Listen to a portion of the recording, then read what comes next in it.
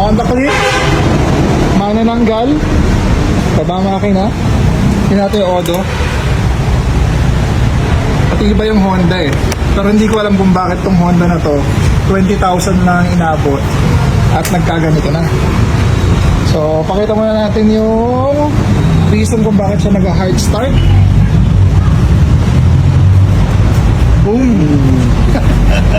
Singaw ang barbula, exhaust. Kabilang side, sa intake.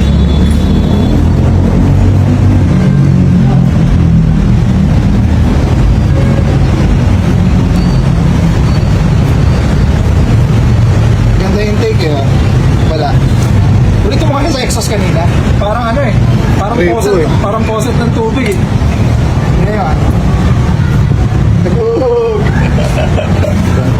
Ayun, ayaw mag-start. Kung mag-start man, hard starting. Tapos wala siyang minor. Ang huling pinagawa nito, nagpa-throttle body FI sa, hindi sa shop namin, nasa ibang shop. Ang issue ko dito is baka mamaya, binugahan yung throttle body ng CVT cleaner. Diba? Binubugahan ng ganon. Tapos maaaring lumambot yung mga carbon. Tapos umipit yung mga carbon na yon sa valve seat. Sigurado ako merong nakakawang dyan na carbon. Kaya tumatagos yung compression. Tapos, bukod doon, yung kanyang langis, maabot na sa ibabaw ng piston. Yan, itim na itim. 20,000 odo lang yan ha. 20,000 odo. Tapos, makikita nyo rito, dito sa piston rings, yan, umaakyat na po yung langis mula dito sa ilalim, mapunta rito sa ibabaw. At ito pa, last but not the least, 20,000 odo. Ayun, oh. Aray ko po. Ayun, oh. Taas baba.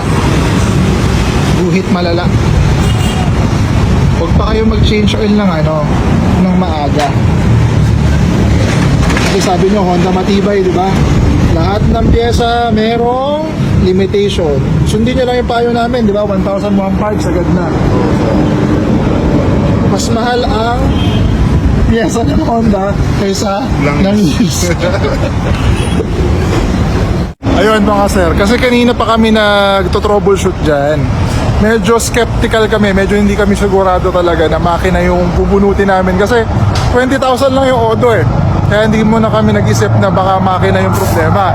Sinag muna namin yung spark plug, mga common, yung affix na tinatawag. Affix means air, fuel, ignition, compression, and sensors. Okay naman lahat. Pero doon ako naghinala, nung binaklas namin yung pulley, medyo mabilis ikutin or magaan ikutin yung pulley set. Nakakamay mo lang siya.